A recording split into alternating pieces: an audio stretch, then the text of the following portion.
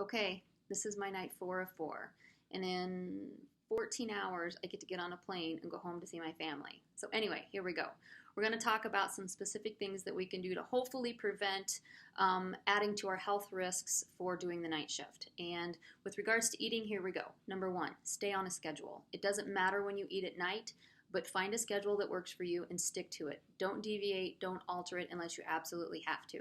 We talked about in video 2 that our cortisol gets all messed up and our bodies are not used to processing foods at all times through the night. So let's try to minimize that stress on the body by keeping a schedule of when you eat on the night shifts. It's still not optimal and it won't be, but like we said, you have to be there, you have to work nights. So find a schedule and stick to it to reduce some of the stress your body's already feeling with regards to doing that. Next, food prep. Yeah, we have to do food prep. We have to put some thought, some money, and some time into investing what we're going to bring to work with us. If you can't find leftovers or can't find stuff to pre-make at home, when you go to the store, look for stuff that keeps well, that you don't have to bring packaging for, that is somewhat nutritionally sound. You know, lean meats, some good fats, minimal processed carbohydrates. But bringing stuff from home is always going to be more optimal because you know the ingredients, you trust what you've just done, and you're more likely to stick with all this if you have an emotional, time, and a monetary investment in this. Next, what do you eat? All right, this is where you're not going to like me. Processed carbohydrates have no place on night shift. None. No place. Your body is already in a state of inflammation, and adding those types of foods are only going to make it worse. You know, that flu feeling and that sick GI feeling that you get working nights, that's all inflammation and sleep deprivation. Let's try to minimize that by putting good quality stuff into our body. All right, so quality proteins, lean meat, good quality proteins, chicken breast, really anything that's not processed carbohydrates, I would be happy with almost.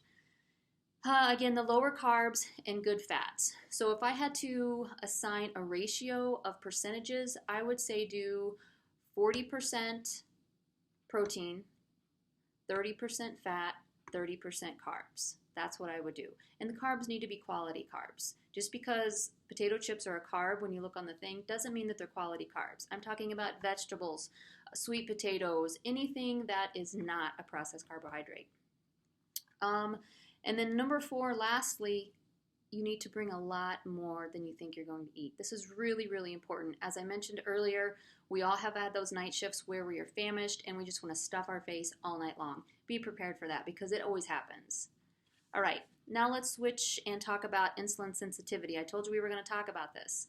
So insulin sensitivity means how our body reacts to insulin. And in video 2, I kind of told you, you eat carbohydrates, the pancreas pours out some insulin, and it tells your body to kind of store energy because you have plenty of glucose going around.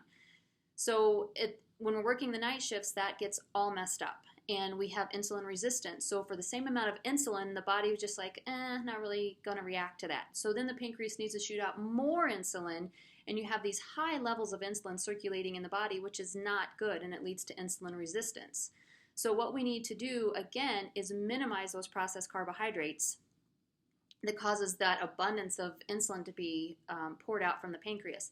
But the second thing that we can do with regards to increasing that sensitivity and making that not be such a factor is move.